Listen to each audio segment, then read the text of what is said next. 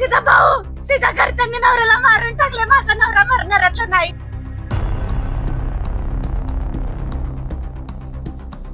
शेवटचा फोन तिचाच आहे.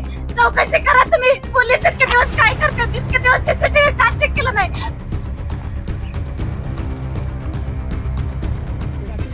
आमचा पोरगा पैलवान होता.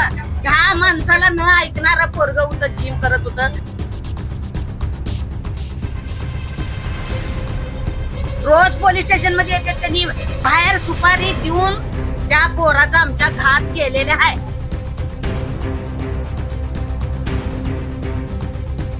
अर्ध्या तासात घरी येतो असे सांगून घरातून बाहेर पडलेल्या जिम ट्रेनरचा मृतदेह 14 दिवसांनी सैफुल जवळील काटेरी झुडपात रबरी पाईपने गळफास घेतलेल्या स्थितीत आढळला. सचिन मच्छिंद्र माने, वय 30, राहणार विजापूर नाका, 2 नंबर झोपडपट्टी असे मृत तरुणाचे नाव आहे. ही घटना शुक्रवारी सकाळी 9च्या सुमारास उघडकीस आली. मृत सचिन हा 14 मार्च पासून घरातून बेपत्ता होता. याबाबत कुटुंबियांनी तो हरवल्याची फिर्याद दिली होती. शनिवार 14 मार्च रोजी पत्नी कल्याणी यांना आपण अर्ध्या तासात घरी येणार आहे, तोपर्यंत कैरीचे लोणचे आणि भाजी बनवण्यास सांगितले, पण तो घरातून गेल्यापासून त्याचा मोबाईल बंदच झाला. यामुळे कुटुंबियांनी याबाबत विजापूर नाका पोलीस ठाण्यात जाऊन तक्रार दाखल केली होती, पण तो शुक्रवारी 27 रोजी सकाळी आढळला. पोलिसांनी घटनास्थळी जाऊन पंचनामा करून मृतदेह शवविच्छेदनासाठी शासकीय रुग्णालयात दाखल केला. दरम्यान नातेवाईकांनी सचिनचा खून करण्यात आला असून या प्रकरणी संबंधित आरोपींना ताब्यात घेतल्याशिवाय मृतदेह ताब्यात घेणार नाही अशी भूमिका घेतली. सचिनच्या पश्चात पत्नी कल्याणी, 3 वर्षांची मुलगी ओजस्वी, 1.5 वर्षांचा मुलगा पार्थ असे आहेत. सचिनचे मोबाईल शॉपीचे दुकान होते. शिवाय जिम ट्रेनर असल्याने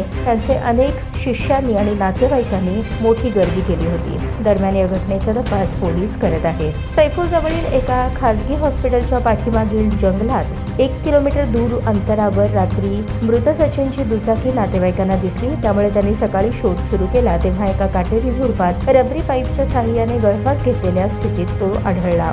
त्याची बॉडी पूर्णपणे कुजलेली होती. तिथे जवळच त्याचा मोबाईल आणि चप्पल पडलेली होती. शरीरावरील सर्व मांस कुजले होते, तर फक्त हाडांचा सांगाडा दिसून येत होता, अशी माहिती सूत्रांनी दिली. मारून टाकले. माझा नवरा मेलेला नाही. तिचा नवरा आणि तिचा भाऊ तिच्या घरच्यांनी नवऱ्याला मारून टाकले. माझा नवरा मरणारातला नाही. शेवटचा फोन तिचाच आहे.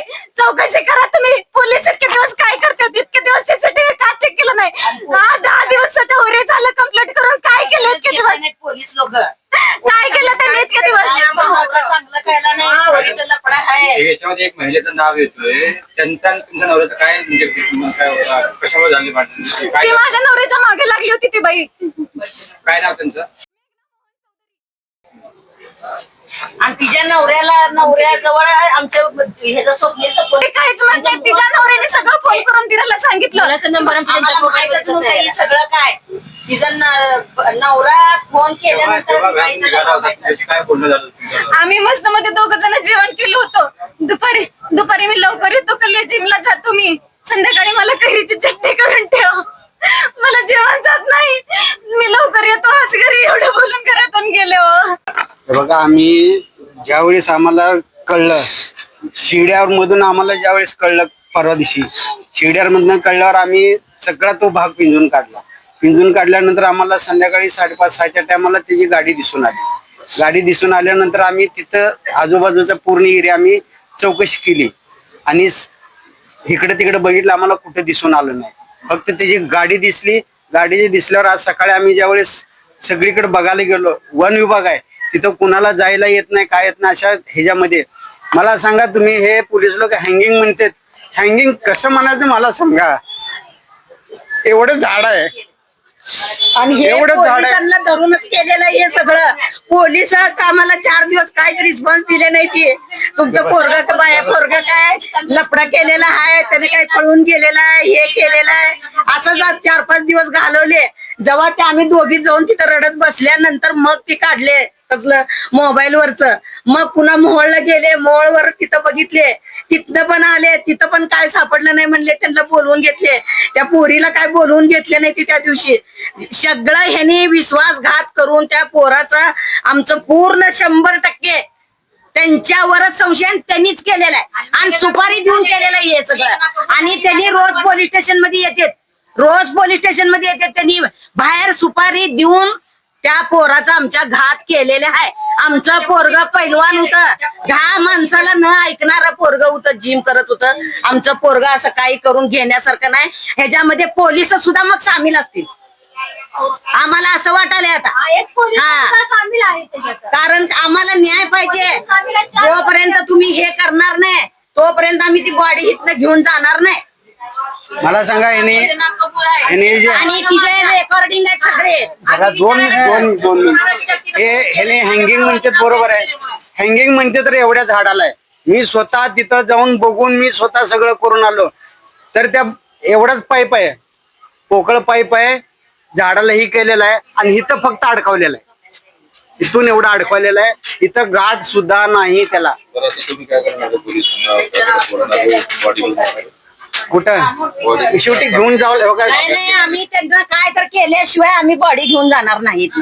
आम्ही पण इथंच बसणार आहे. जोपर्यंत आम्हाला न्याय मिळत नाही, जोपर्यंत त्यांना तुम्ही अटक करत नाही, त्याचं काय तर सोल्युशन काढत नाही, तोपर्यंत आम्ही इथनं जाणार नाही.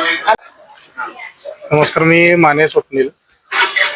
माझ्या भावाचं आज दुःखद निधन झालेलं आहे. त्याच्याबद्दल आम्ही मिसिंग तक्रार दाखल केलेली होती विजापूर नाका पोलीस चौकी येथे. त्यानंतर 12 तारखेला त्याचं दुकानामध्ये काय भांडण झालं होतं, तक्रार झालेली होती. 2 व्यक्ती आहेत, त्यांच्यावर आम्हाला संशय होता. त्या संदर्भात आम्ही पोलीस स्टेशनला 18 तारखेला तक्रार दाखल केलेली होती. माझा भाऊ 14 तारखेपासून मिसिंग होता आणि त्या संदर्भात आम्ही पोलिसांच्या मागे लागून त्याची चौकशी व्हावी, त्या लोकांना बोलवून घ्यावं, या पद्धतीने आम्ही त्यांना मार्गदर्शन करा अशा पद्धतीने आम्ही त्यांना सांगितलं. पण आज दिनांक 26 तारखेला काल आम्हाला संध्याकाळी 26 तारखेला संध्याकाळी CDR आला. CDR वरून कळालं की लोकेशन सैफुलच्या मागे, त्याच्या दुकानच्या मागे पाटील नगर येथे भेटलं. आणि तिथं आम्ही तपास करत म्हणजे आम्ही तिथं चौकशीला गेलो असता आम्हाला त्याची गाडी आढळली. मग रात्री तिथं आम्ही सगळीकडे आसपास चौकशी केली, तिथं कोणी हा व्यक्ती आलेला आहे का वगैरे वगैरे. मग सकाळी गेल्यानंतर परत आम्ही जेव्हा तपासणी करायला सुरुवात केली, पोलिसांना फोन केला, पोलीस पण आमच्या सोबत होते. त्यावेळेला तिथं मागे एक पत्राशेड होता, पत्राशेडच्या मागे वनविहार आहे, तिथं एक पत्र्यातून एक जागा जात होती, तिथं स्मेल यायला सुरुवात झाली. तिथं आम्ही जाऊन बघितलं तर काय तर डेड बॉडी होती आणि ती डेड बॉडी पूर्णपणे डिकम्पोज झालेली होती आणि त्याच्या गळ्यामध्ये पाईप लावलेला होता आणि त्या पाईपला गाठी वगैरे काहीही नव्हत्या. आणि आजूबाजूला ज्या वस्तू पडलेल्या होत्या, त्याचा मोबाईल, त्याचा चप्पल, त्याच्या घड्याळ, त्यावरून आम्हाला ओळख पटली की हा आमचा भाऊ आहे आणि त्याचा 100% घातपात झालेला आहे. ज्या व्यक्तींच्या विरोधात आम्ही तक्रार दिलेली आहे त्या व्यक्तींच्या विरोधात आम्ही वारंवार पोलिसांना सांगितलेलं आहे आणि त्या संदर्भात त्यांनी सखोल चौकशी करून त्यांच्यावर गुन्हा दाखल करायला, आत्ताच्या आत्ता गुन्हा दाखल त्यांनी करायलाच पाहिजे आणि त्यांना अटक करायला पाहिजे आणि त्यांची पूर्ण चौकशी करून आम्हाला न्याय मिळाला पाहिजे. मोबाईल दुकानमध्ये यायची जायची त्यांचं काय रिलेशन आहे आम्हाला माहित नव्हतं. नंतर जेव्हा आमचा भाऊ मिसिंग झाला 14 तारखेला, मला 17-18 तारखेला त्या दोघांचे पण फोन आले. तिचा नवरा जो कोणी, त्या दोघांचे मला फोन आले, आमच्या घरचं वाटोळं केलं, आमचं नुकसान केलं, तुमच्या भावाला समजावून सांगा, नाहीतर काय खरं नाही, असं तसं त्यांनी आम्हाला भाषा वापरली. त्यावरून आम्हाला संशय आला. त्याआधी आम्हाला काही माहित नव्हतं ह्याबद्दल. नंतर आम्ही मग पोलिसांमध्ये तक्रार दाखल केली, त्यांना बोलवण्यात आलं. त्यावेळेस त्यांनी खोटं बोलले की आम्ही काही केलेलं नाही वगैरे वगैरे. पण आम्हाला आता आमच्या भावाची डेड बॉडी सापडलेली आहे आणि ती अशा अवस्थेत आहे की त्याचं मर्डरच झालेलं आहे, 100% त्याचा घातपात झालेला आहे. तर त्याची चौकशी व्हायलाच पाहिजे आणि त्यांना शिक्षा मिळायलाच पाहिजे, हे मी तुम्हाला 100% सांगतो. कारण का त्याच्या गळ्यामध्ये जे पाईप आहे त्या पाईपला गाठी नाहीत, काय नाहीत, त्याला आणून अडकवण्यात आलेलं आहे. आणि जे झाड आहे त्याच्या हाईटच्या लेवलचं एवढा झाड आहे. हा बॉडी बिल्डर होता, तुम्ही त्याच्या स्टेटसला बघू शकता, इंस्टाग्राम बघू शकता, त्याची बॉडी कशी आहे काय आहे. त्याला 10-12 लोकांनी चांगलं त्याची एकतर पहिल्यांदा त्याचं मर्डर केलेलं असणार आहे आणि तिथं आणून अडकवलेलं असणार आहे. त्याची गाडी तिथंच जवळपास भेटलेली आहे आणि यावरून 100% आम्हाला वाटतंय की त्याचा मर्डर झालेला आहे. या लोकांची कसून चौकशी व्हायला पाहिजे. त्या संदर्भात मी आताच आमदार जे आहेत आपले देवेंद्र कोटे यांना पण निवेदन दिलेलं आहे. मुख्यमंत्र्यालाही निवेदन देणार आहे, गृहमंत्र्यालाही निवेदन देणार आहे की या संदर्भात सखोल चौकशी व्हायला पाहिजे. आणि इथं त्यांची जी बायको राहते ती मोबाईल दुकानच्या मागेच राहते आणि तिचं आणि याचं काय अफेअर आहे का नाही आम्हाला याची कल्पना नव्हती. पण हे वाटतं की त्यांचं अफेअर होतं, हा तिला घेऊन फिरला वगैरे वगैरे. मग बायको इथं आणून सोडायचीच कशाला, आमचा त्याच्याशी संबंध नव्हता. मग त्याच्या पद्धतीने त्यांनी संशय घ्यायला सुरुवात केली. 4 चौघात तो बोलला देखील आहे की बाबा याला समजावून सांगा, नाहीतर याचं काय खरं नाही वगैरे वगैरे. आणि त्यातनं आम्हाला असं वाटतं की त्यानेच याचा घातपात केलेला आहे. आणि 10 दिवसानंतर आम्हाला त्याची बॉडी सापडते. त्या बॉडीची अवस्था इतकी विचित्र झालेली आहे की त्याला आम्हाला म्हणजे त्याची ओळख देखील पटवता येत नव्हती. त्याचा मोबाईल, त्याचं घड्याळ, त्याची चप्पल, त्याचा शर्ट यावरून आम्ही त्याची ओळख पटवलेली आहे. इतकी भयंकर अवस्था त्याच्या बॉडीची झालेली होती. इतकं भयंकर त्याच्या बरोबर घडलेलं आहे. तर त्या संदर्भात आम्हाला न्याय मिळालाच पाहिजे. त्यांच्या विरोधात गुन्हा दाखल झाला पाहिजे आत्ताच्या आत्ता ताबडतोब.